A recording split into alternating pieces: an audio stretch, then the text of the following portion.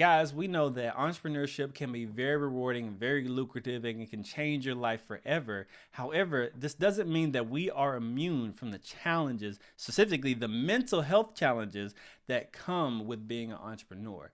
And so today, what we're going to talk about is 3 different ways to improve or maintain your mental health as an entrepreneur. But before we get into that, hi guys, my name is Cameron Lovelace. I'm a mental health therapist and a business burnout coach that loves helping entrepreneurs increase their brain power and energy so that they can continue to grow and scale their business. And today's topic is really passionate for me because I see so many different people that either want to be entrepreneurs or people that are entrepreneurs get in their own way by the mental landmines that just come through entrepreneurship, and they don't be as productive, or they're not as progressive as they want to be in their business just because they don't take the time to mentally exercise like we do our bodies. And so without further ado, let's go ahead and get into it. So the first thing that you can do is actually something that I encourage you to do at the beginning of your day, and that thing is gratitude. So here's the thing about gratitude.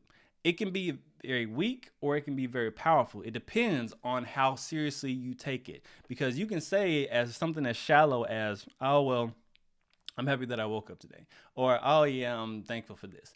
Oh, yeah, I'm thankful for that. But if you take the time to really sit back and reflect on the good things that have happened or the good things that are happening, or what would your life be like if those things were not there, that's when you can really take the time and really go in depth on gratitude. And what I want to challenge you to do with this first tip is to make a list of 10 things that you are grateful for.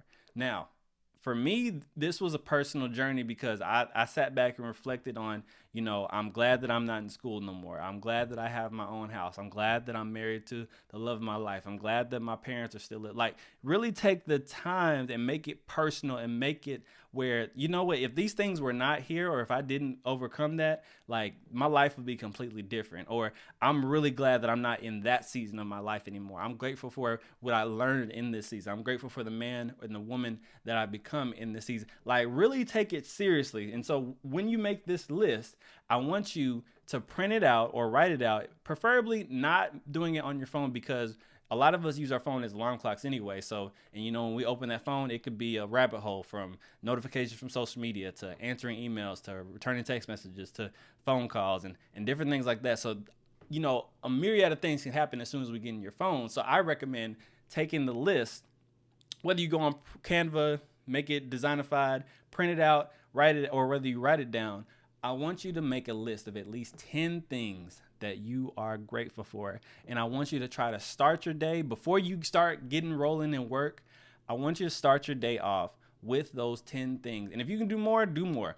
But spend about 10 minutes really just reflecting on all the things that you're grateful for. And the reason why we're doing this is because when you start your day off with gratitude, it's very hard to pull you away from that foundation. The saying, it's not how you start, how you finish. Well, in this case, it does matter how you start your day. If you start your day off with that positive, with that gratefulness, it's going to set the tone for the rest of the day, especially when things start going haywire.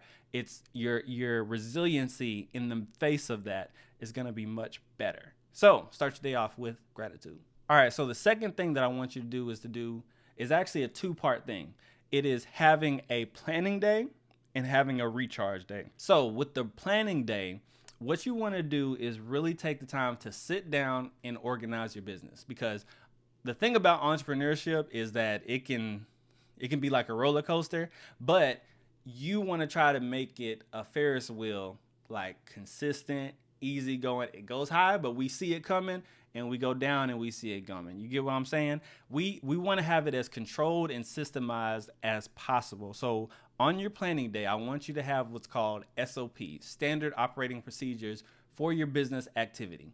And what this looks like can be very different depending on what your business is. So let's say you have a practice or a consulting or a coaching business similar to mine. So let's say you want to have different categories like, okay, what sales, media, services, merchandise, things like that. Different categories that you break down into your business. And then you want to break down, okay, what is the task for this leg of the business? What's the task for this activity of the business?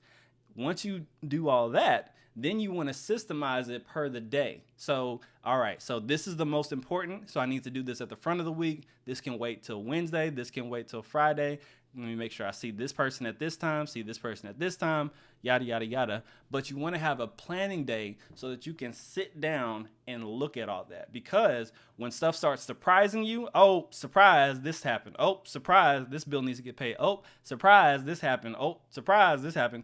That's when it can get really overwhelming. So if you take the time to sit back and plan the intricate details of your business, I say do this on an off day where you're not as busy. For me, that's a Saturday or a Sunday when you can sit down and just start planning out at least 5 days of the week. Now, the next level of this is to do this for the entire month, but I say just go week by week and just go through the most important business activities or the most demanding physical activities. Do those at the front of the week, so on and so forth. But regardless of that, your planning day has to look like your business needs it to.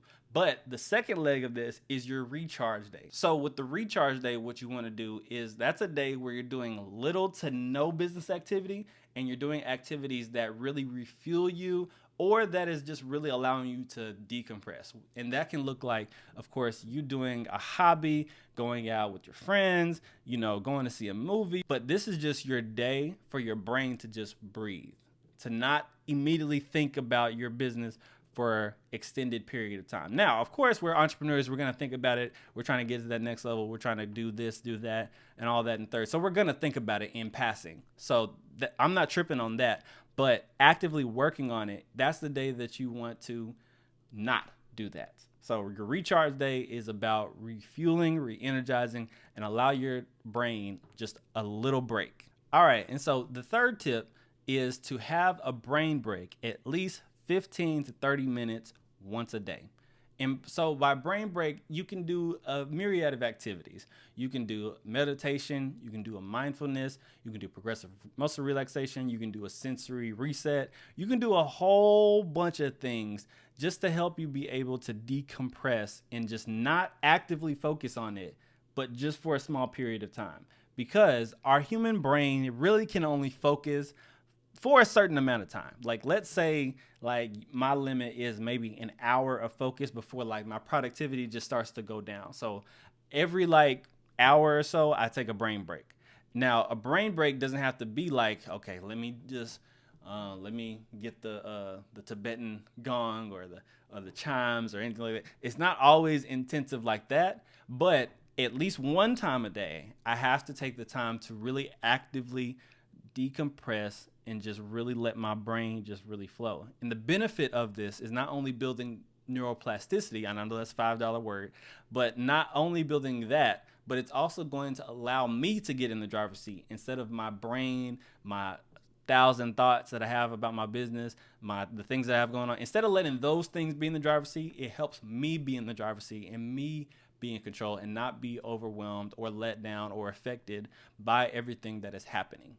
And so those brain breaks are going to be very important for you. And you have to know when you need a brain break. That's going to be very important as well, because, you can have a busy week, you have a slow week, but you got to be able to recognize, hey, I need, hey, I'll see you in about 30 minutes. I'll be right back. All right. So you got to be able to recognize when like you're reaching that threshold.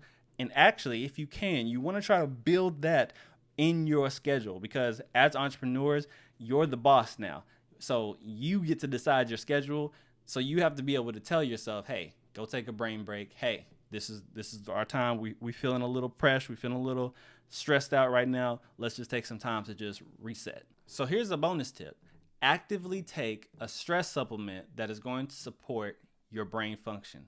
And what I mean by that is a mineral, vitamin, or a supplement that is going to be able to support the brain function. And there are some that help with the neurotransmitter production. There are some that help with mood regulation. There are some that really help with, anxiety and depression. And then there are some that just really give you energy and give you that boost that you need.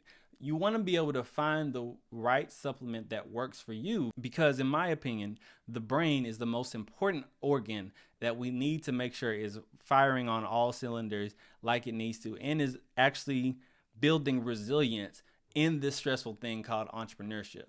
So you want to make sure that you find what's right for you. And if you want to know where to start, I'm going to be starting a series on the super stress supplements that might be right for you. So just make sure you subscribe and stay tuned for that. All right, guys. So those are my tips for having great mental health as an entrepreneur. If you like this video, do me a favor. Hit the like button, and if you like videos like this, make sure you hit the subscribe button so that you don't miss more videos that are coming out. Shameless plug, link below. If you like merch like this, I got hoodies, tank tops, t-shirts, and coffee mugs.